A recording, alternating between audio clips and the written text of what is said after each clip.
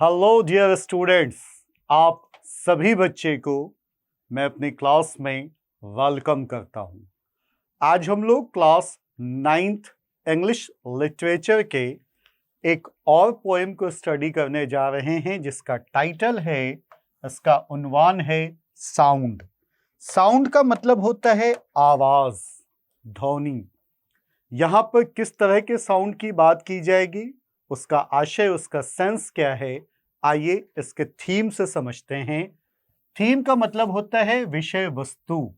इसमें हमें एक आइडिया लगता है कि हम इस पोएम में किस टॉपिक पर बात करने जा रहे हैं, इस टॉपिक में क्या समझने जा रहे हैं। The nature has suffered degradation at the hands of modern man. आज के आधुनिक लोगों के द्वारा नेचर, प्रकृति बहुत सारे निम्नीकरण को महसूस करती है। निम्नीकरण कहते हैं कि आज के मौजूदा दौर के लोगों ने बहुत सारे इन्वेंशंस किए अपनी लाइफ को अपग्रेड करने के लिए, अपने लाइफ स्टाइल को चेंज करने के लिए। वनों की कटाइयां बहुत तेजी से हो रही हैं। आज वन कटते जा रहे हैं और वहां पर मॉल्स, हॉस्पिटल्स, बिल्डिंग्स, अपार्टमेंट्स, ये सब बन रहा है, जिससे जंगल बहुत तेजी से काटे जा रहे हैं।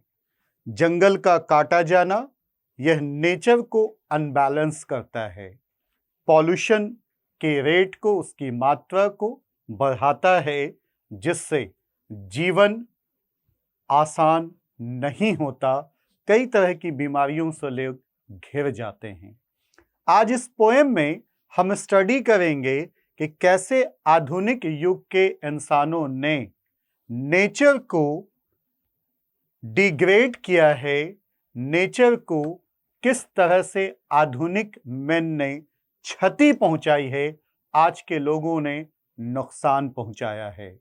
और सबसे पहले इस पोएम को स्टडी करने से पहले यह हमारी जिम्मेदारी है कि हम ये जानें कि इसके पोएट कौन हैं। इसकी कवित्री हैं रजनी पारुलेकर, जिनका जन्म हुआ 16 जून 1945 को, 16 जून 1945 को। बर्थ प्लेस इनका है पावस, महाराष्ट्र में इनका बर्थ प्लेस है, इनका जन्म स्थान है।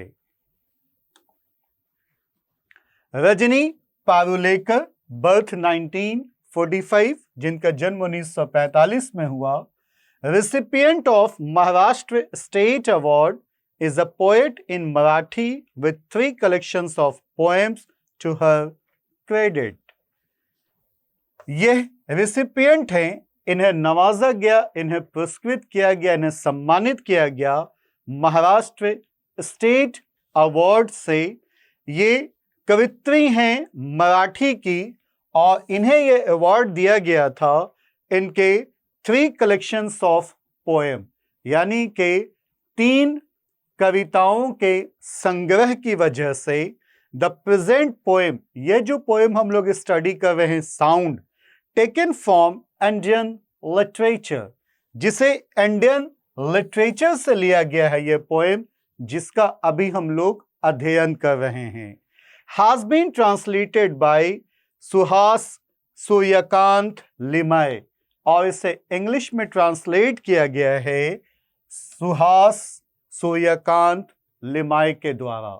डियर स्टूडेंट्स, यहाँ पे एक चीज गौर करना कि इस पेज में, इस इंट्रोडक्शन में राइटर के हमें 2 से 3 इंपॉर्टेंट ऑब्जेक्टिव्स मिलते हैं। एक तो यह है कि रजनी पारुलेकर का जन्म कब हुआ, तो हम 1945 में मार्क करेंगे। वहां पे और भी ऑप्शंस दिए होंगे, 4 में से एक ऑप्शन सही होगा, वो होगा 1945।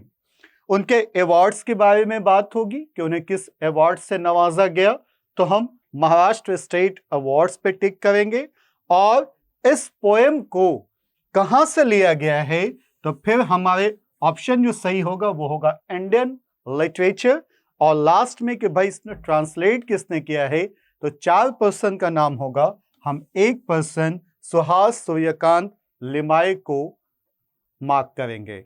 इस तरह से अगर हम स्टडी करते हैं कि उसको ऑब्जेक्टिव पॉइंट ऑफ व्यू से बना के देखें, तो हमें राइटर के बारे में नॉलेज के साथ साथ हम अपने ऑब्जेक्टिव को भी प्रिपेयर कर सकते हैं।